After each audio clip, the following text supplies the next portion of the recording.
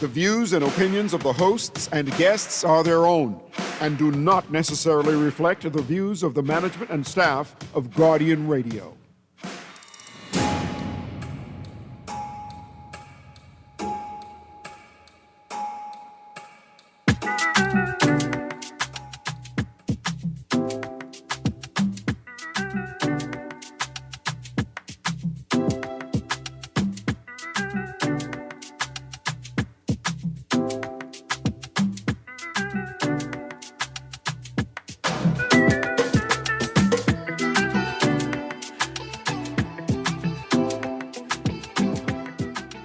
Good yawning this morning and welcome back to Guardian Radio 96.9 FM, your station for fresh news, smart talk all day. It's Friday the 18th of July 2025 and you are on the clock with Erin Green. Thank you for joining me. We've got lots to talk about. I got a guest on the phone line who is calling in from Abaco with some special news. I think it's important for all of us to pay attention to. And then we get a couple of sports highlights. And then for the rest of the show, it's going to be open line. Also, Guardian Radio AM with C.A. Newry. We're doing open line. So let me give you all the numbers to call. 323-6232, 325-4316, 325-4259. The Family Island toll-free number is 242-300-5720. Text line is always powered by BTC. I got two quick housekeeping notes, and then we're going to go straight to our guest in Abaco. Let me remind you of the Loyalist Charles Farquharson Will competition, open to junior and senior high school students throughout the archipelago. We need two pieces of information to win the government recording record for Loyalist Charles Farquharson's will and the recorded date of Charles Farquharson's death. You can call the show. You'll be transferred to the producer. You give him your information, and you'll be contacted. We'll let you know if you won or if it's time to try again. Also, this evening, taking place at the Current, the art gallery at Bahama, there is a show and panel discussion, Archive and Intervention, Caribbean Archives in Question, in response to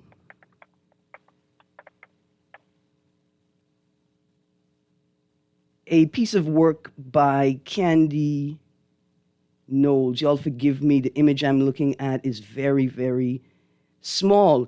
The event is moderated by Natalie Willis-Wiley, and the featured panelists are Ricardo Barrett and Sonia Farmer. It's taking place tonight from 6 to 7:30 p.m. The Current Echo, and that's in the Grand Hyatt East Terrace tonight at 6 p.m. It's going to be a great discussion. All right, let's get straight to it. Joining me from the Special Olympics Bahamas Committee. Good morning, Madam Nicole Denardin Russell. How are you? I'm great. How are you? I'm good, thank you. And you are the board chair for Special Olympics Bahamas? Yes, ma'am. And I'm so excited to be here with you guys today. Thank you for joining us. Now, I saw the notification flash up on my phone a few days ago. It said Special Olympics, and so I went straight to the page to see. Oh, wait, what's happening? Did I miss something? And then I reached out to Mr. Gilbert Williams. I reached out. Yes, our national director. Yes, I reached out to him, and he was like, "Listen, we got a year and a half to World Games, but we got lots of stuff going on. So I'd like to thank you for joining me to tell us what's happening in the world of Special Olympics Bahamas." Absolutely. We're so excited. And quite frankly, in the realm of Special Olympics, a year away is actually not that long. But we have quite a bit of exciting things going on. We are trying to organize a unified bowling tournament in February of 2026. We have not decided on the venue yet, but please keep look out for that because that's very excited for us. For those of you who don't know, Unified is a collaboration between special and neurotypical athletes, which is fun. So all our listeners, if you ever wanted to be a Unified partner, please reach out to us because it's a really cool opportunity to get to work with some of our athletes. We also had our sports director recently participate in some quality game training in Oklahoma, which was really exciting. We are going to be having in August, 3 of our delegates are traveling to the Special Olympics North America Conference, August 4th through the 7th, which is super exciting. We will also be doing and are inviting all of you out to our annual raffle and grill out, where we will be selling tickets for chicken, fish, or rib and steak dinners, which we have tons of events going on. We have our Junkanoo Rush Out. We're going to be doing a fashion show. We have our annual hoopla game and other games, as well as our raffle tickets, which some of you might have seen. We have been selling around the Family Islands as well as in Nassau, and a lot of good prizes. So please look out for that. And then our biggest endeavor, as always, is the Summer World Games that we prepare for. We will be trying to take a 20-member team with athletes and coaches to Santiago. So all funds, go towards operational costs, but we do have to plan ahead of time to be able to give these athletes an opportunity, because Special Olympics Bahamas has been representing the Bahamas on a global level for many, many years from the beginning. So all of your support, any general donations, small or large, is very welcome.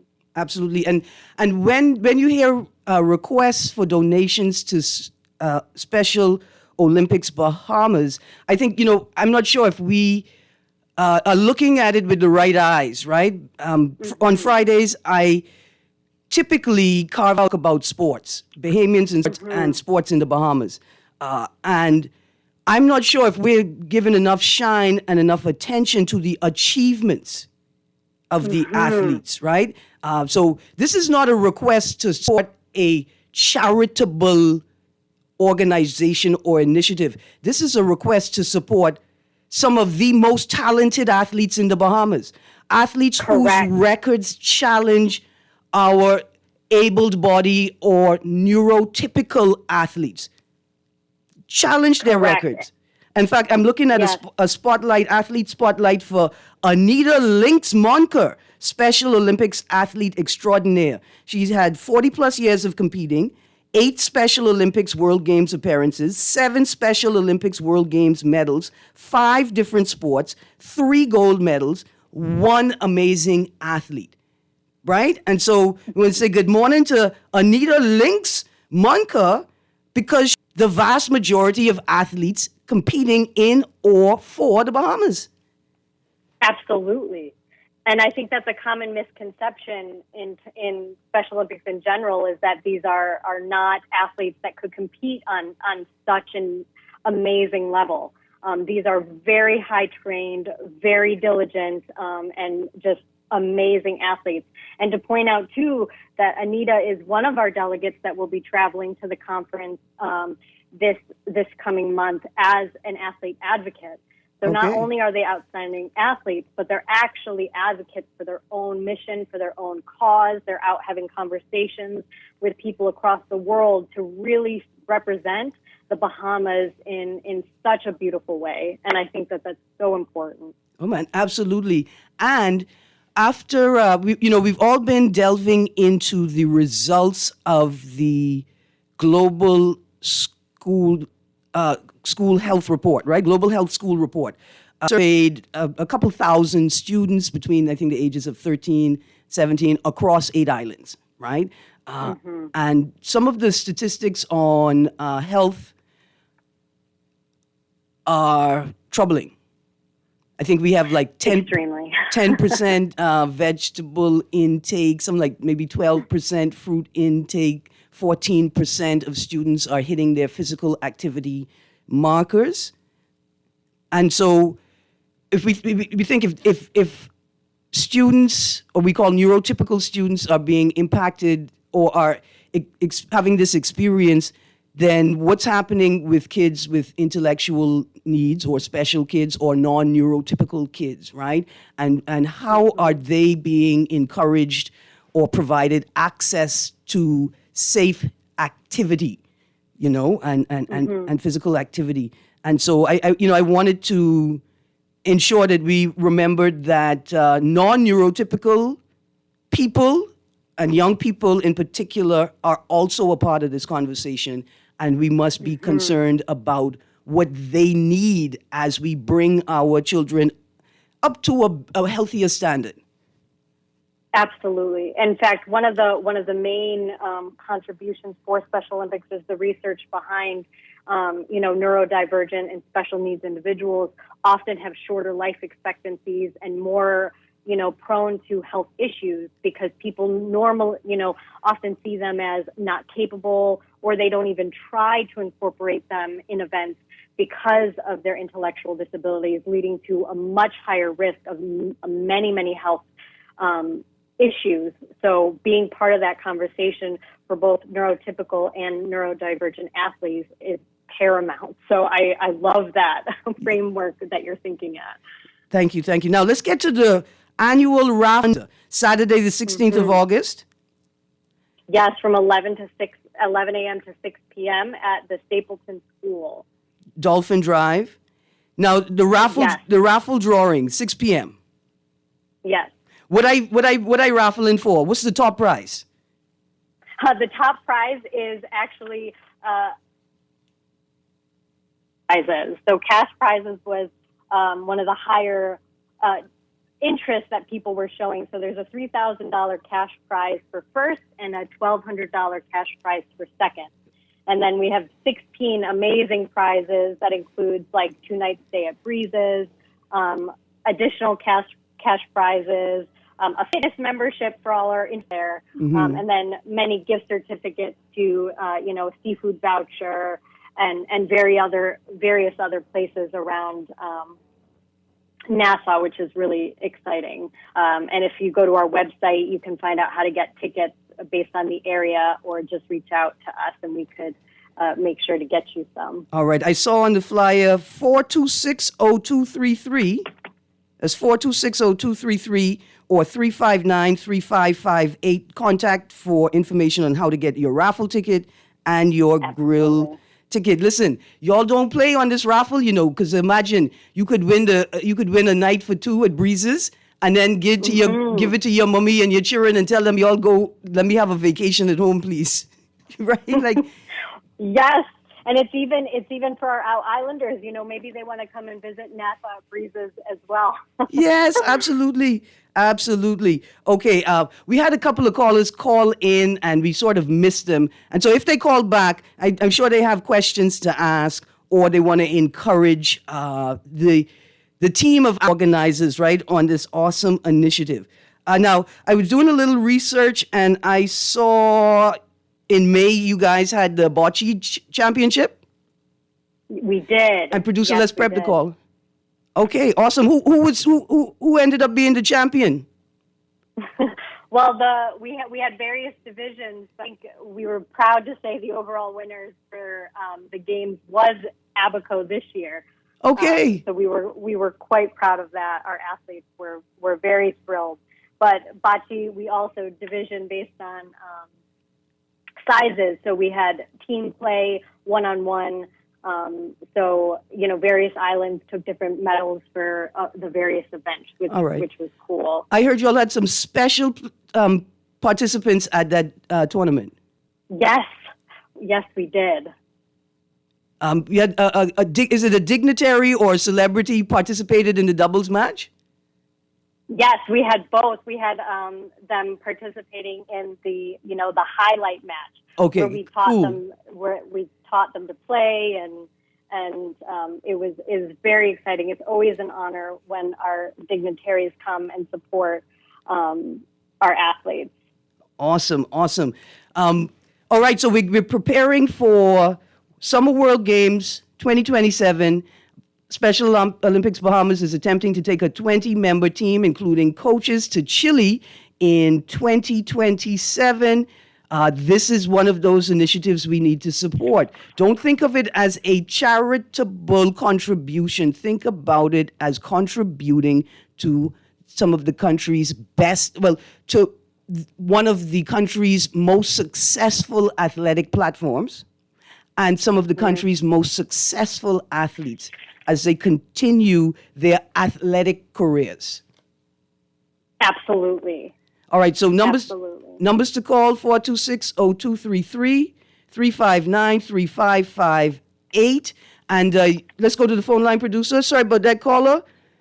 Good morning, caller. Hey, good morning. You can hear me? Yeah, I can hear you. Good morning to you. Guess what you say she name? This is Nicole Denardin Russell. Miss Russell. Good morning, Miss Russell. You know, I say this is a good opportunity for those guys who be involved with the PPP, the private-public partnership thing, to assist and work along with the Special Olympic Association, like especially how you said health. Tell me something. I'm sorry, ask Miss Russell if I don't know if she could hear me clear.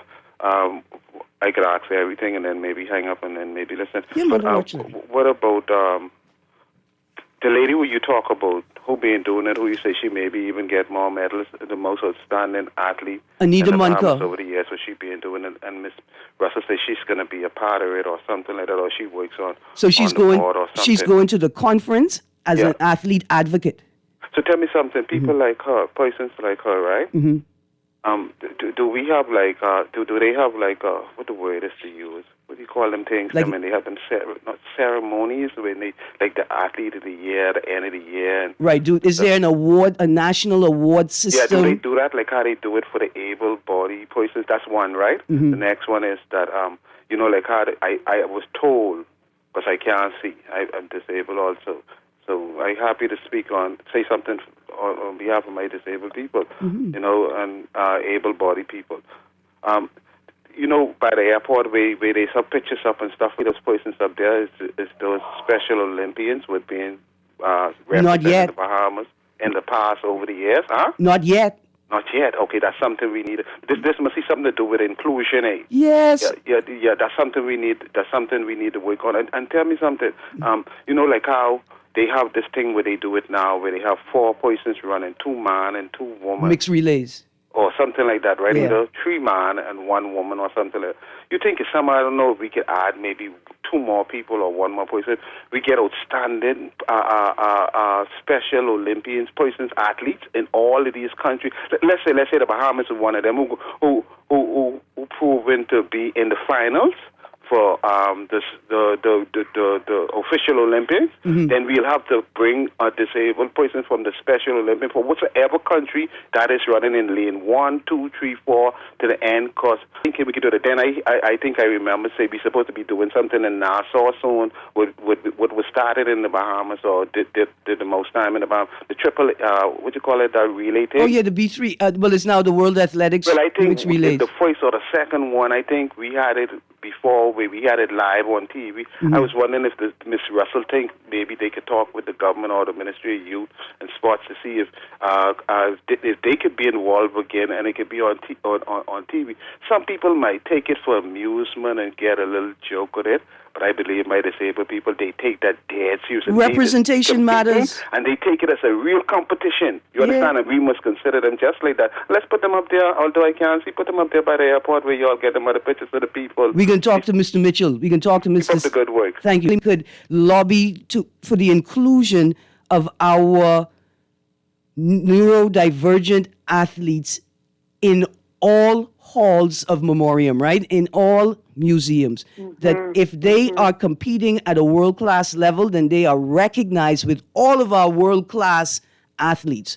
And that idea of ensuring that there's representation in what they call that, the Hall of Champions or the Wall of Champions in the airport, without a doubt. And let's start right now, Papa, with advocating for Anita Lynx Monker's image to also be displayed on the wall.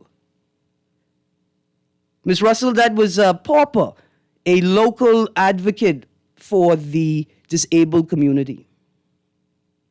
Absolutely. I think that is one of the key avenues that Special Olympics Bahamas has been trying to navigate in recent years. Our national director, Mr. Gilbert Williams, has been instrumental in that movement. So we were able to actually have, a highlight race in the last Carifta Games that was held in the Bahamas. which ended up kind of being before the venue, started. So I don't know how many people know that we were actually at the Carifta Games and was able to run with the other Carifta athletes. But those are initiatives that we can keep at to keep trying to advocate for these athletes on a world-class level. We were also included in the National Sports Awards, a huge honor for us in recent years. So that is a move towards athlete recognition for our special athletes. And these type of events. We also had attempted to try to go to the last Carifta Games, which didn't end up working out, but it's still something that we're trying for because our athletes are at that level. So it's these, and also at the World Relays we were able to do, it was the World Relays that we did the event at, I'm so sorry, in the Bahamas when it was held last time, which was really, really exciting for us. So we were able to participate in the World Relays and those types of things, at least attend and see. So there's small steps we're taking. We also did, a Hall of Fame for our athletes that have been involved in this in the organization from the beginning.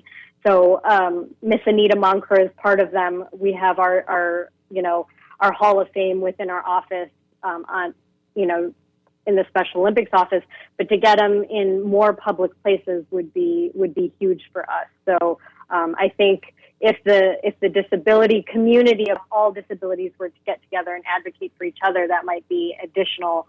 We could move forward. Absolutely. So we're preparing for 3 big events. We have, of course, the Saturday, 16th of August annual raffle grill fun day fundraiser. 16th of August, 11 a.m. to 6 p.m., Stapleton School, Dolphin Drive. Drawing is at 6 p.m., Ms. Russell? At least that's what yes, it is. Absolutely. Yes, it is. Drawing is at 6 p.m. Contact information for raffle and grill tickets, 426-0233 or 359-3558. And then August 4th through 7th, 3 Bahamian athletes are going to the conference, global conference, and Anita Munker. The North America conference. Sorry, North America conference, and Anita Munker will also be joining them, and she's an athlete advocate and preparing for Summer World Games, Chile 2027. We're trying to send 20 people to the World Games to represent the Bahamas. Thank you so much, Ms. Russell. Hold on, there's a text here, and I want to read it while you're on air. It says, Erin, let Papa know that it is a real competition because it starts in the mind of the disabled. The fact that it's not belief but knowledge, that they are physically able to compete and discipline themselves speaks volumes. Many people rendered disabled would not even do what they're doing because they would automatically become overwhelmed with oppression. I think that text is speaking to the spirit, the emotional intelligence that neurodivergent people, non-neurotypical people develop in an attempt to navigate this world. And he's saying, us able-bodied people and able-bodied people who may have been rendered disabled, that we may not understand the type of courage it takes for these athletes to take up this path. And he says, Ms. Russell, you are doing a great deed. You are doing well, thank you. Absolutely. Thank you. If I could just mention, I do have one athlete that comes every single day, 3 times a day to practice basketball 7 days a week. So the dedication is there. Yeah. He is there by himself or with others, and it's just incredible to see the hurdles that they have to go through. We had an athlete with cerebral palsy that he's in a wheelchair, but he got up on a global stage and able to walk, even though it's slower than some other people. And training that goes into it is just mind blowing. Absolutely. Thank you, Ms. Russell. Thank you again. And thank you to all of the members of Special Olympics Bahamas Committee and all of the athletes that continue to show us that doing the best for yourself is doing the best for your community, is doing the best for your country. Thank you. Absolutely. Producer, let's go to a break. And when we get back from the break, we're going to highlight some more local athletes. We've got Jazz Chisholm. We've got the under 14 girls inaugural Babe Ruth champions. And we honoring the Lutherans. So we're going to get to some more athlete spotlight highlights after the break. You guys stay tuned. And thank you for tuning in. On the Clock with Erin Green. We'll be right back.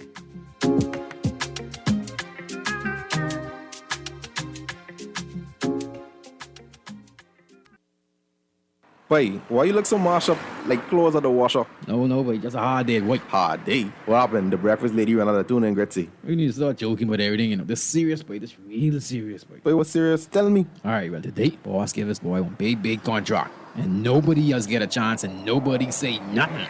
Boy, you know that ain't right. You know government contracts ain't supposed to go that way. Yeah, but nobody's saying nothing. Boss man just tell people to sign the papers. Then he send me to meet his boy downtown and collect this envelope. You need to tell somebody. You need to become a whistleblower. You know I's a real man, but I never blow no whistle. I be drunk all my life and junk, you know. No way. A whistleblower is someone who tells people what they see when they see something wrong happening at work. But I ain't no whistleblower and I ain't no snitch. I still white there, you know. Boy, ain't nobody can know it's you. All you gotta do is call Crime Stoppers, or you could text them from inside the Crack Crime Bahamas app. They don't ask about you. And your call goes straight through to Miami, so nobody know you is. And if you text, your message get mixed up like Kong Salad. Call 328-8477 from Nassau or 242-300-8477 from the Family Islands. Nassau Cruise Port Click Carter Rum presents the Made in the Bahamas Festival.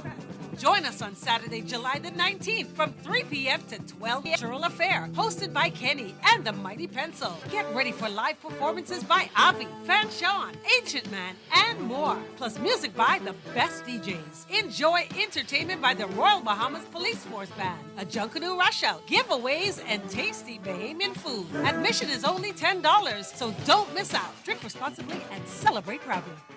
Hey kids, it's back. The Jeff Rogers Summer Basketball Camp, July 28th to August 8th at the Kendall Isaacs Gym. Monday to Friday, 9 a.m. to 1 p.m. for boys and girls, 5 to 18. Pair and learn from the NBA superstars past and present, including our very own Buddy Hield of the Golden State Warriors, Klay Thompson of the Dallas Mavericks, former Laker great Michael Sweet Bells Thompson, another great among the point guards back in the day, Muggsy Bogues, and many others. Application forms now at the Bahamas Conference of Seventh-day Adventists, Tonic Williams, Darling Highway. Call 341-4021 or check the website, jeffrogersbasketballcamp.com. Love the show? Want to give your support? Become a sponsor today. Call 302-2300 for our rates and packages. That's 302-2300. Become a sponsor on Guardian Radio 96.9 FM. Fresh news, smart talk, all day. At Cleveland Clinic, care is everything. So when your primary purpose is to care for the world, you'd start with your community until you're accessible anywhere. You make complexities your specialties and put compassion before anything else, all to redefine what's possible. For everyone, everywhere. For every care in the world. Cleveland Clinic. Hey, Ryland, sweet, eh?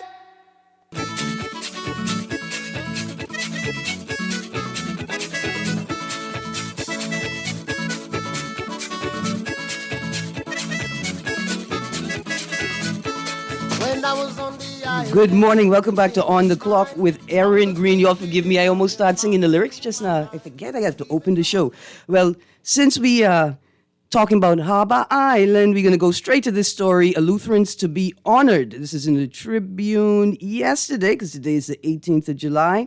Some of the top community builders and sporting icons, including Dexter Cambridge, Richard the Lionheart Johnson, and Chris Fireman Brown, will be honored for their contributions to the development of the island of Eleuthera next weekend.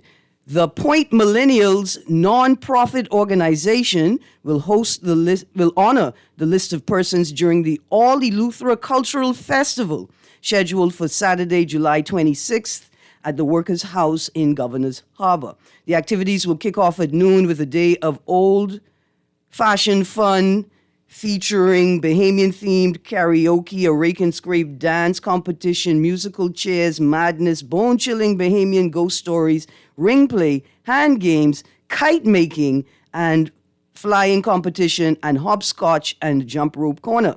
That will be followed by the Beacons of Light ceremony, where those individuals who have made an impact on the island of Eleuthera will be honored. Among the Beacon of Light awardees are former Member of Parliament and now Reverend Philip Bethel, Commissioner of Police Shanta Knowles, Sergeant Rudy Pratt, Lionel Sands, Danny DaCosta, Eileen Cineas, Anishka Fernanda George, Demetrius Johnson, Charmaine Culmer, Brenda Lee Petty, Dr. Seabreeze, and Lady Di. Also being honored are some members of 2025 in Eleuthera with the Junior Beacon of Light and Civic Spirit Award. The recipients are Canaron Pinder from the Samuel Guy Pinder All-Age School, Antoine Allen from Central Eleuthera High School, Siren Francis from Windermere High School, Kenia Minnis from North Eleuthera High School, and Brene Panzer from the Preston H. Albury High School. Congratulations to all of the honorees. Cambridge, Dexter Cambridge, who left Eleuthera to attend the A.F. Adley Secondary High School, where he excelled on the Tigers senior boys basketball team before he went on to play for the Lon Morris Junior College and then with the Texas Longhorns. Upon graduating, Cambridge went on to sign with the Dallas Mavericks as an undrafted small forward in 1992 to play his only season in the NBA. Cambridge, who stood at 6'7", eventually went on to play in Europe up until 2001, where he officially retired. But since then, the 55-year-old now a physical education teacher at North Eleuthera High School since 2016, said he's never been honored for his contributions in the Bahamas until now. Now, right on Eleuthera and his native settlement of James Siston, to be precise, Richard Johnson developed his skills as a pitcher thanks to the Bahamian minor league professional baseball player Shad Roll. But after he migrated to New Providence, Johnson excelled as the top pitcher in the New Providence Softball Association with the Kingpins Budweiser Eagles and the mainstay on the men's national softball team for more than 2 decades. For his performances, he was inducted to National Softball Federation's Hall of Fame in 2007 and the Bahamas Softball Federation's Hall of Fame in 2009. Then in 2023, he was enshrined into the Fast Pitch Legends Hall of Fame of the Greater Houston area. While there are too many highlights to remember from his local campaign, Johnson had 2 memorable performances that have been inked into the international history books. One, he pitched 19 innings. He pitched 19 innings in a 2-1 victory for the Bahamas over New Zealand at the 1980 ISF Men's World Championships, and 2, struck out 12 batters in a no-hitter in 9 innings over Mexico for the bronze medal. After the event in Eleuthera on Saturday, July 26th, they're bringing an expo to New Providence. It will be held at the Holy Trinity Activity Center August 2nd, because they want Nassau people to give them the congratulations, and some of the honorees are unable to make it back to Eleuthera for the Saturday, July 26th. I got a text here that said, "Good morning, Erin. There is a young man by the name of Deron Forbes who resides somewhere off Claridge Road and has been representing the Bahamas at Special Olympics for several years and has amassed a record number of medals in various sports, but hasn't been recognized. Someone need to look into this and give this young Bahamian what he deserves." You're right. We need to give him what he deserves. Now, I know a bit of Deron Forbes' athletic career. I think he's a 400-meter runner, and I think he is one of the best. One of the best in the country. I think 400 is his top discipline, his race of choice. And you're absolutely right. He is a superstar. I think he may have been unbeaten in that race maybe up until his last performance. So I think he may have come home with a gold or competed and secured gold in his most recent outing. All right, another athlete highlight or athletes highlight. This one is special to me. Bahamas' 14 and under girls win inaugural softball title at Babe Ruth International. Y'all hear that? 14 and under girls win inaugural softball title at Babe Ruth International. The Bahamas' 14 and under girls national softball team celebrated their independence holiday by winning the inaugural softball title at the 2025 Babe Ruth International Invitational in Fort Myers, Florida. The team was made up of the coaching staff and players from both New Providence and Grand Bahama.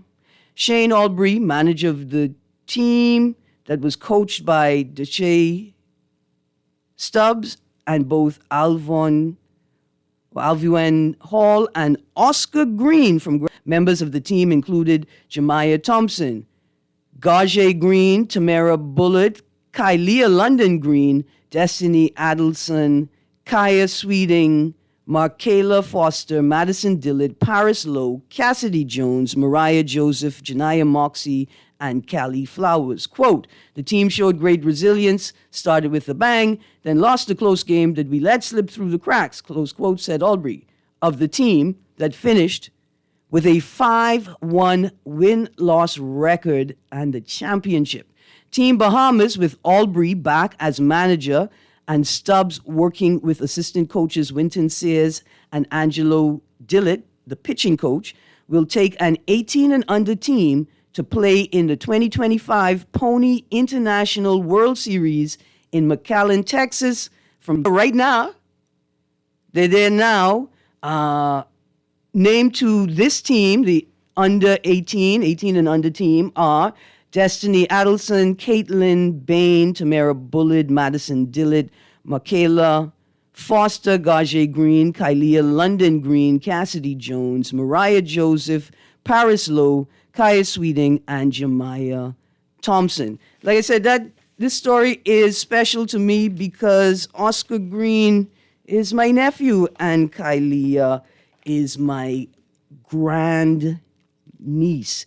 And I'm so excited for my nephew who has dedicated himself and growing young athletes and growing youth sports in the country. And to Kylia, who is a phenomenal athlete and an excellent student, I just want to say special good morning to them and special good morning to all of the Team Bahamas. Congratulations on your championship at the inaugural Invitational. All right, we're going to go to a little international news here. Our guy, Jazz, first Bahamian to take part in the MLB All-Star Classic. It was quite an unforgettable experience for Jazzrato Jazz Chisholm Jr. as he became the first Bahamian to participate in the Major League Baseball All-Star Classic at Truist Park in Atlanta, Georgia. He made his debut in the home run derby with just 3 home runs off his Bahamian stepfather, mentor, and coach Geron Sands, on Monday night. Chisholm Jr. entered the All-Star game last night in the 6th inning as a reserve. The 27-year-old New York Yankees second baseman went 0-for-3, but he got to play through the final 4 innings as the National League rebounded from a 5-2 deficit to tie the score at 6-6 before the game was called. We gotta say congratulations to Jazz. Again, first Bahamian to participate in the Major League Baseball All-Star Classic. Some great stuff here. And we've got more sports headlines to talk about. But there's a thing, right? There's a thing that I wanted to throw on the table sort of in response to the national honors. There were a number of athletes featured on this year's National Honors List. I can only call off the names I recognize, like Quincy Pratt, the champion boxer. We got Jonquel Jones, we've got Jazz, we've got Kai Jones we've got VJ Edgecombe on the list as well. If I have missed any names of athletes that have been honored this year on the National Honors List, let me start off by apologizing, and then let me continue by saying this is one of the reasons why bios, right, should be published or disseminated at the same time that the list is published and disseminated. So we know who the honorees are, and we could get a sense of why they are being honored. But here's the question, right? It's a bit controversial, but I think we could ask it, and we could think about it if we don't talk about it, right? Looking at the athletes that were honored, are we prioritizing participation participation on global platforms over local achievement, right? Are people being honored for just being seen on the international platform? Or are they being prioritized over people who have made tremendous at home, right? On the ground, local. Now, this conversation, these questions, this interrogation is in no way intending to denigrate, devalue the contributions of those athletes who are on the list, right? But one of the first questions I ask myself is this. Quincy Pratt's on the list. VJ Edgecombe is on the list. Now, we've seen that, the last 4 years has been in the news, right? We've seen his achievements at the high school level. We've seen his achievement at the tertiary, the college level. And now we are seeing him taking his stride and making awesome achievements even in the infancy of his professional NBA career. But the question is, has VJ Edgecombe achieved enough to be on the list at the same time as a Quincy Pratt? Right? Are we honoring these people for the attention that they draw back on the country? Like, are they being honored for their contribution to the tourism product? Right? I don't think it's unfair to ask these questions. Another question I put on the table. Who among the NBA players who have been honored, and say particularly in this cycle, who among the NBA players have achieved what Jonquel Jones has achieved? Should a Kai Jones be on the list at the same time as a Jonquel Jones? Has Kai attained and the level of play that a Jonquel Jones has achieved? Now, sometimes, because I am making the critical interrogation, right, doesn't mean that those who composed the list thought the same thing that I thought and then made a decision. It could be that they didn't even think about it, right? But what does it mean that a Kai Jones and a Jonquel Jones are being honored at the same time? Now, let's stick a pin, let me make this point, let me make it lucidly clear. They're not both receiving the same award, right? I think Jonquel's award is slightly higher in the ranking than Kai Jones's award. But what is the criteria? What are we using to make these determinations? Should a Kai Jones be on the list at the same time as a Jonquel Jones? See, I could see a Jonquel and a Quincy Pratt being honored at the same time, right? And what's the rationale? I don't want to say what motivates the decisions, because that would suggest that people are being motivated maybe by personal opinions, but what is the criteria used, right, to determine who should be on the list, or which list they should be on or when they should be added to the list? And are we doing our athletes a disservice by honoring them in this way? And now, let's go back to VJ for a second, because I don't want you all to think that I am disregarding his contributions, right? Star high schooler, went off to college, got to Baylor State, and helped them get to the championships, without a doubt. To the March Madness NCAA, without a doubt. We're not taking that away from him. Before he got to university, he was named in the top 5 high school basketball players in the United States of America. Right? I want to be getting all of that. He helped lead the team on their run to the Olympics. That's tremendous. And we know that, right, is a big part of why he was the number 3 pick in the NBA draft, right? We're getting all of that. All of that, VJ, you are truly tremendous, right? But does being picked to participate, right? Being picked to participate, does that equal winning a championship, an MVP? And then I want to go to our next guy, DeAndre Ayton. He's also on the list.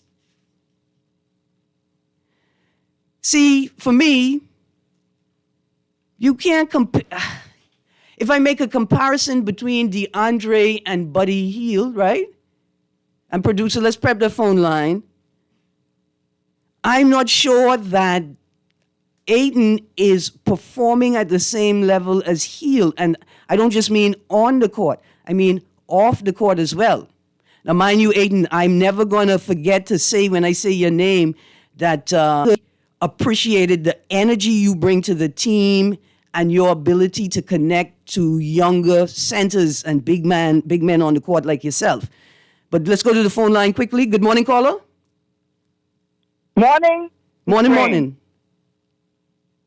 What I would like to say, too, I'm a part of Special Olympics, right? Yes, One ma'am. of the coaches. Okay. What happened? The parents, we have these children, and the parents don't even bother to come out or to even support.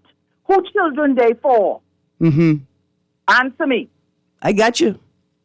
Yeah. So that's what they need to do. And then Mrs. Singham from Abaco, who called you, who was on the show, I wanted to speak to her then too, right? Mm-hmm. These people need supervision. Okay. Okay? All right. They need supervision. And the parents need to come out and help to supervise, because they know who they bring up. I got you. Okay? Yeah. Thank you very much, Mrs. Green. Stay. Absolutely. Right? Okay, so we on sort of the outside, we need to lobby for systems that enable greater participation by the parents of special needs athletes, right? Because I appreciate what you're saying, absolutely. First of all, the kids want to see their people. Let's prep the next caller, producer. The kids want to see their people watching them, right? But we also know that the life of a parent is just the work never ends, and then it can double. It could be even more complex when you're caring for a child with special needs. And what if you have other children as well you have to care for? So we need to build systems that enable greater participation, as well as getting on the parents and encouraging them. What I have to do to help you get out to watch your kids compete or train. Let's go to the next caller. Good morning, caller. Good morning, Miss Green. How you doing? Hi, good, thank you. How you doing? Boy, buddy's a walking bucket. Yeah. Oh yeah, he dangerous. That's the difference between him and Aiden. Aiden, I think he need more development, and he need to get more serious about his game. Mm-hmm. I agree with you. Actually, Buddy, right? Steph Curry even complimented him on his game. Yeah, and Steve Kerr, you see, even in the face of Draymond the Enforcer, Green the Enforcer, Steve Kerr tell them, no man, I like this boy. He's doing exactly what I asked him to do. Anyway, listen, we are out of time for On the Clock with Erin Green in the next hour. So open line. I don't like to sit here and just listen to myself talking about my feelings. So headlines until you tell me what you want to talk about. So stay tuned. Guardian Radio AM with C.A. Nuri is up next. We're talking what you want to talk, so stay tuned. Guardian Radio 96.9 FM. It was the first time on the island, and it was so cool when that lady This is Guardian Radio 96.9 FM. Streaming on GuardianTalkRadio.com and the Guardian Radio app. Nassau, Bahamas.